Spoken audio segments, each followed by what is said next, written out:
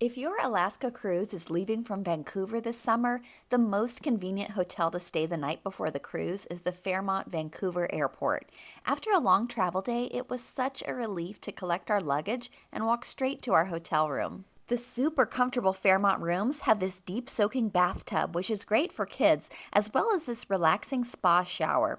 The coolest part of the Fairmont is the view of the runway from the soundproof rooms. Kids and adults alike can try to spot the different aircrafts with this guide. The hotel is about a 3-minute walk to the food court and this adorable European bakery for breakfast, which was so delicious. The rideshare pickup to drive to the cruise port is only a short walk away as well. The Fairmont Vancouver Airport also lets each child pick a toy from their toy wagon. If you're American, this hotel is a great option to stay after a trip if you have a late flight or a long layover because the hotel is right next to the American departures. Start your Alaska cruise from Vancouver without the hassle by staying at the Fairmont Vancouver Airport. Subscribe to the Bargain Chasing Tourist for more cruise tips.